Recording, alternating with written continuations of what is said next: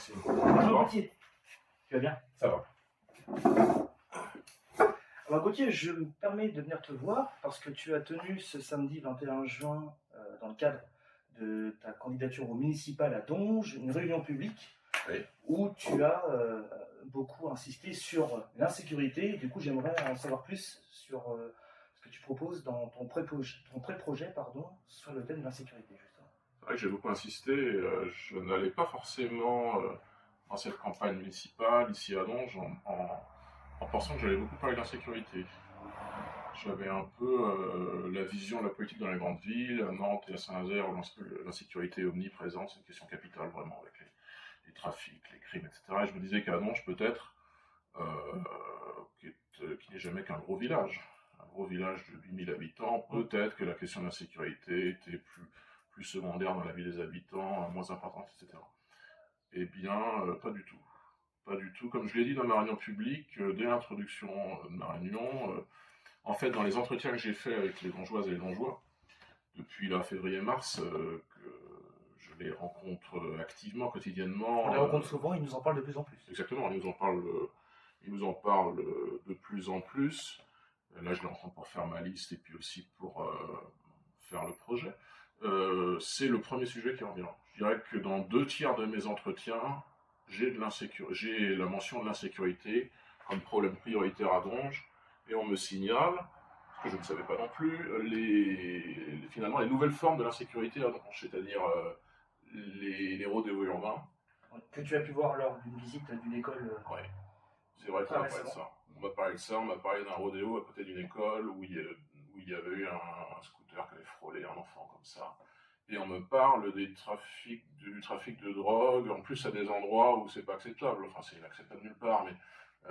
des lieux accessibles à tout le monde. Des lieux accessibles à tout le monde. C'est-à-dire qu'on emmerde les gens dans leur quotidien, sur des chemins de randonnée, aux abords de certaines salles municipales connues, qui sont donc des lieux de vie, des lieux de fête, des lieux associatifs, des lieux de culture.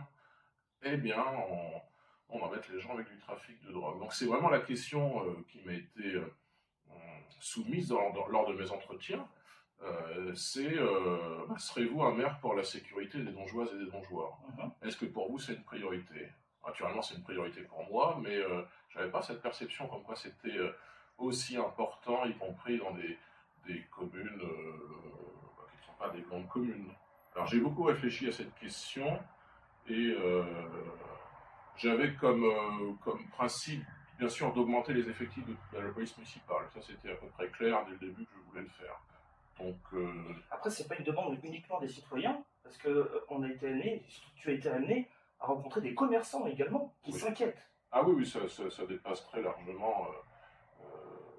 Ce n'est pas que les citoyens de la ville, les citoyennes. Oui, c'est les commerçants, c'est les parents d'élèves, c'est même les fonctionnaires municipaux qui sont inquiets parfois dans leurs conditions de travail. C'est l'autre jour ce qui s'est passé au marché nocturne où il y a une personne qui s'est baladée avec un couteau. Ça a effrayé légitimement les gens qui fréquentaient ce marché.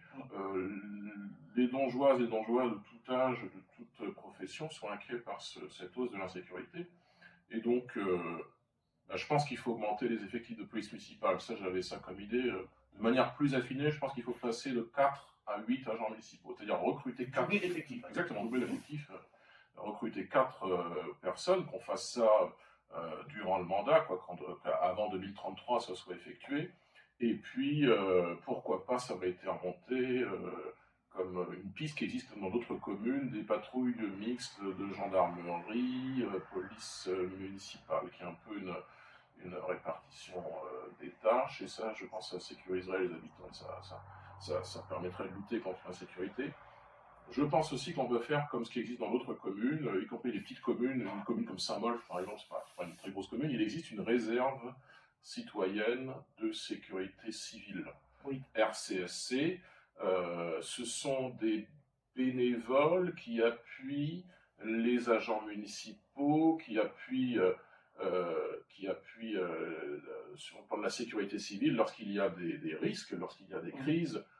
Dans une commune comme Donge, où il y a des risques et technologiques et industriels, ça me semble une évidence qu'il puisse y avoir cette réserve citoyenne de sécurité civile qui en plus permettent d'impliquer les habitants. Ça, c'est de la sécurité, c'est aussi du vivre ensemble au quotidien. Ça permet d'impliquer la collectivité au sens large. Joindre l'utile à l'agréable, finalement.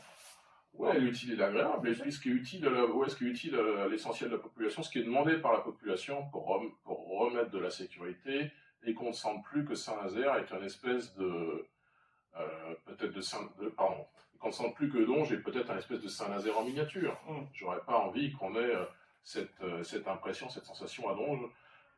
Je souhaite personnellement, si les Dongeoises et les Dongeois me font l'honneur de m'élire comme maire, qu'ils aient plus que le sentiment, qu'ils aient la certitude que Donge est une ville paisible et agréable à vivre, où on ne risque pas de se prendre un coup de couteau, ou qu'on ne risque pas de trouver au pied de chez soi du trafic de drogue. Voilà. Donc, si j'ai bien compris, pour toi, Donge devient un mini Saint-Nazaire, finalement. J'ai peur que ce soit le cas. J'ai peur que ce soit le cas, si rien n'est fait, si on continue dans cette forme d'attentisme. Je veux dire, il y a l'attentisme du maire sortant sur la question de la vidéoprotection, par exemple. On a un réseau de vidéoprotection à Donge.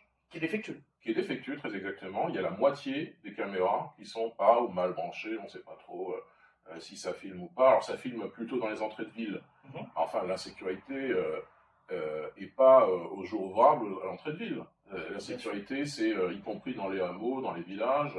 Il n'y a pas que le centre-bourg. Il ne faut pas aussi avoir une action politique qui se concentre sur le centre-bourg. Il y a la moitié de la population de Donge qui vit dans le centre-bourg, ça fait à peu près 4000 habitants, mais il y a des dizaines de hameaux et de villages où il y a maintenant, parce que c'est plus discret aussi, des trafics, des cambriolages, et donc il faut que la sécurité soit partout, avec une police municipale doublée en effectif, affectée à des missions claires, ses patrouilles mixtes de gendarmerie, et puis un réseau de vidéoprotection étendu et qui fonctionne, avec pas que des caméras à moitié allumées, c'est pas le mot, mais qui n'est pas que la moitié des caméras qui fonctionnent, et puis que à des endroits comme les entrées de ville, la sécurité ne s'arrête pas à ces endroits-là. D'accord, je pense que tu as résumé les grands axes du projet sur l'insécurité. Je pense. Maintenant, il est perfectible et ça fait partie des choses qu'on va améliorer là collectivement dans les mois à venir avec les Dongeoises et les Dongeois. D'accord. Je te remercie Gauthier. Je t'en prie. Et puis on souhaite beaucoup de chance, plein de bonnes choses pour la liste Rassemblée Donge que tu mènes avec brio et dont on a la certitude pour moi que tu seras le prochain maire de Donge. Ah ça, c'est les Dongeoises et les Dongeois qui décident. Moi, je pense que c'est faisable. Il faut un choix. Et je fais tout pour que ça soit faisable, mais je crois pas que c'est gagné par avance. Il faut aller chercher la confiance des gens. Bien sûr. Mais tu fais tout pour. Oui, je fais tout pour. Merci Gauthier. Mais je t'en prie. À bientôt. À bientôt.